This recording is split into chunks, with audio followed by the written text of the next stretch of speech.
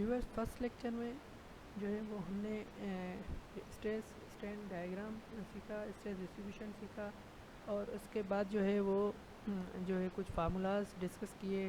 Steel ratio, balance steel ratio find जो है find कैसे करते हैं इस फार्मूला से, वो भी सीखा। मिनिमम मैक्सिमम जो है वो आगे सीखेंगे और मैंने आपको पहले वीडियो में भी बता दिया है।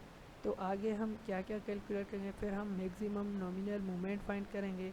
जो मूवमेंट जो है वो इक्वल होता है फोर्स इनटू डिस्टेंस। तो मैक्सिमम मूवमेंट कैसे फाइंड करेंगे, देखिए यहाँ पे जो दो फोर्सेस लग रहे हैं, अगर इसमें आप देखेंगे तो एक कंप्रेशन फोर्स लग रहा है और एक टेंसाइल फोर्स लग रहा है। तो जो टेंसाइल फोर्स लग रहा है वो जेड डिस्टेंस पे लग रहा है, डिस्टेंस ज़्यादा है तो ये फोर्स भी ज़्यादा होगा। तो मैक्सिमम मूवमेंट हम इसको ही लेंगे, तो वो कैसे होगा, टी इंटू जेड। तो टी इक्वल है, टी जो है वो इक्वल है A S into F I, और जेड जो है वो इक्वल है D minus A by two.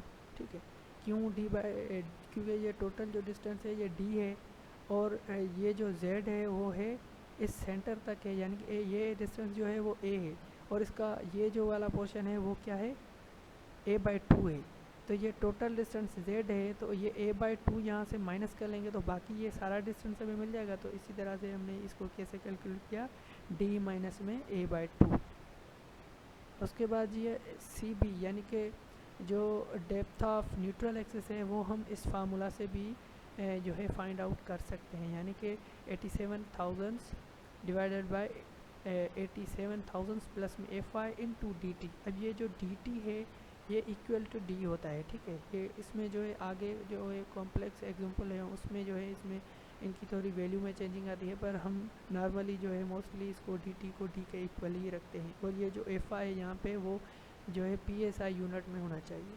ठीक है, तो ये एक फार्मूला हो गया। अब यहाँ पे देखें एम एन में ए एस यानी कि एरिया ऑफ स्टील और ये डेप्थ ऑफ न्यूट्रल एक्सिस हमें जब मिली हुई हो तभी हम, यानी कि एरिया ऑफ स्टील अगर गिवन हो तो हम इससे मूवमेंट जो है फाइंड कर सकते हैं। पर अगर ये गिवन ना हो तो फिर हम नॉमिनल मूवमेंट इस फार्मूला से जो है वो फाइंड करेंगे। M N is equal to R N B D square.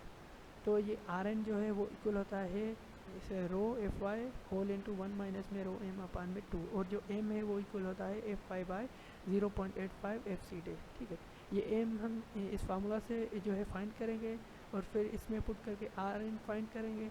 और आर एन फाइंड करने के बाद जब हमें बी और डी गिवन हो तो हम नॉमिनल मूवमेंट फाइंड करते हैं। एक्चुअली ये जो फार्मूला है वो कहाँ पे यूज़ होता है कि जब भी हम किसी बीम की जो है वो क्रॉस सेक्शन हमें गिवन ना हो तो हम एम एन इस फार्मूला से फाइंड करके और फिर हम जो है इस फार्मूला में एम एन रख के और आर एन फाइंड करके बी और डी यानी कि डायमेंशन हम इस फार्मूला से फाइंड करते हैं। आगे हम जो आगे प्रोसीजर इसका पढ़ेंगे उसमें ये सारा डिस्कस किया हुआ है। अब आ जाते हैं स्टील रिइंफोर्समेंट। स्टील रिइंफोर्समेंट में क्या होता है कि इनमें रेशोज़ जो हैं वो यूज़ होते हैं, यानी कि स्टील रेशो अगर रो बी हो तो इसको जब अगर हम स्टील रेशो बैलेंस्ड अगर यूज़ करें तो उस सेक्शन को हम बैलेंस सेक्शन कहेंगे। अगर हम मैक्सिमम स्टील रेशो अगर यूज़ करें तो उसको टेंशन कंट्रोल्ड सेक्शन हम बोलेंगे। अगर हम मिनिमम स्टील रेशो जो है वो अगर यूज़ करेंगे तो इसको कंप्रेसिव कंट्रोल सेक्शन हम कहेंगे।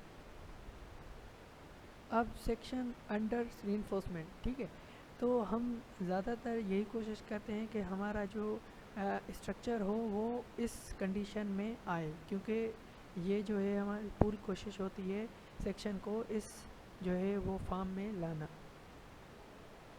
अब इस कंडीशन को लाने के लिए हम क्या करते हैं कि इस मिनिमम स्टील रेशो फाइंड करते हैं, उसका फार्मूला है। मैक्सिमम स्टील रेशो फाइंड करते हैं, फिर हम इन दोनों की एवरेज लेते हैं, यानी कि मिनिमम प्लस में मैक्सिमम डिवाइडेड बाय 2 करते हैं तो हमें इन दोनों के बीच की वैल्यू मिल जाती है एवरेज, जिसको हम स्टील रेशो जो हम यूज़ करते हैं वो हमें मिल जाती है। तो इनको अब फाइंड कैसे करते हैं, ये फार्मूलाज हैं, यानी कि जो पहले हम बैलेंस्ड स्टील रेशो फाइंड करेंगे तो उसका formula 0.85 beta 1 into f c dash upon में f i into 87 divide by 87 plus में एफ आई। तो यहाँ पे जो एफ वाई होगा वो किस यूनिट में होगा, के एस आई में होगा, यानी कि किप पर स्क्वायर इंच। ठीक है, तो इसमें होगा। तो अब ये बैलेंस जब हम फाइंड कर लेंगे तो फिर हम मिनिमम फाइंड करेंगे। मिनिमम रेशो जो है उसका फार्मूला है 200/FI। तो यहाँ पे जो FI है वो PSI यूनिट में होना चाहिए, यानी कि पाउंड पर स्क्वायर इंच में होना चाहिए, ठीक है।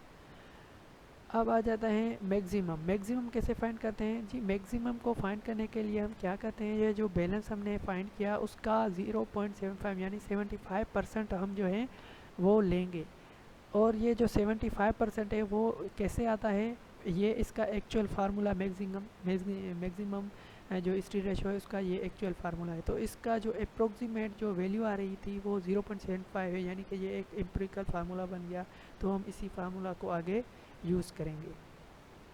उसके बाद जी ये जो विटनीज ने ये स्ट्रेस ब्लॉक जो दिया था, कंप्रेसिव स्ट्रेस ब्लॉक, तो ये बन रहा है इसका ये जो ए है वो इस फार्मूला से हम पीछे डिस्कस करके आए हैं कि इस फार्मूला से हम जो है फाइंड करेंगे। और सी जो है वो हम कैसे फाइंड करेंगे, A/बीटा, यानी कि ये भी ए का एयर फार्मूला है तो इससे हम सी भी फाइंड कर सकते हैं। फाइनली ये हमारे पास एक एग्जांपल है, यानी कि हमने जितना भी ऊपर डिस्कस किया उस पर ये एक एग्जांपल है, हम इसको डिस्कस करें, इसको जो है वो सॉल्व करेंगे। तो ये हमें एक क्रॉस सेक्शन गिवन है जिसकी विड्थ जो है वो 16 इंच है और इसकी ये हाइट है 25.5 इंच। ये सॉरी मैंने फिट कर दिया है, मगर यहाँ पे इंच होगा, ठीक है। अब हमें इसमें जो है वो FC डैश जो है वो भी गिवन है 4000 और FY भी गिवन है। अब इसमें हमें फाइंड क्या करना है, फाइंड द बैलेंस रीइंफोर्समेंट, यानी कि बैलेंस रीइंफोर्समेंट एरिया फाइंड करनी है, find out maximum reinforcement area find करनी है, position of neutral axis find करनी है और depth of compression block find करनी है। तो बैलेंस फाइंड करने के लिए हमें पहले रो बी फाइंड करनी होगी। तो रो बी का फार्मूला ये है, इसमें जब हम FC डैश की वैल्यू FY की वैल्यू पुट करेंगे तो ये हमारे पास आंसर आ जाएगा, इसका रो बी का ये आंसर आ जाएगा। और जब रो बी का जो रेशो है इसको हम इसकी क्रॉस सेक्शन से होल क्रॉस सेक्शन से यानी 25.5 इंटू 16 इंटू ये जो रेशो है इसको मल्टीप्लाई करेंगे तो हमें बैलेंस्ड एरिया ऑफ स्टील जो है वो ये फाइंड हो जाएगी। अब सेकंड पार्ट में कह रहा है कि मैक्सिमम रीइंफोर्समेंट एरिया फाइंड करें, तो उसका भी जो है वो मैक्सिमम रो मैक्स जो है मल्टीप्लाई करेंगे एरिया से। रो मैक्स हम कैसे फाइंड करेंगे, ये पीछे हमने फार्मूला पढ़ा 0.75 इंटू रो बी हमने ये फाइंड किया, इससे 0.75 हमने मल्टीप्लाई किया तो ये रो मैक्स हमें मिल गया। तो इस रो मैक्स को जब आप एरिया ऑफ क्रॉस सेक्शन से मल्टीप्लाई करेंगे तो ये एरिया मैक्सिमम स्टील एरिया जो है वो फाइंड हो जाएगी। अब पोजीशन ऑफ न्यूट्रल एक्सेस यानी कि सी फाइंड करनी है। तो सी जो है वो इक्वल होता है A/β1 पर A जो है वो हम कैसे फाइंड करेंगे, इसका ये फार्मूला है जो पीछे हम डिस्कस करेंगे है।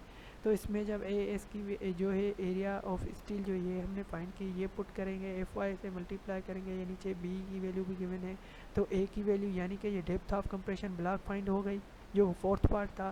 थर्ड पार्ट था हमें position of neutral axis C, तो C इज इक्वल टू ये A फाइंड किया, इसको डिवाइड करेंगे β1 यानी 0.85 से।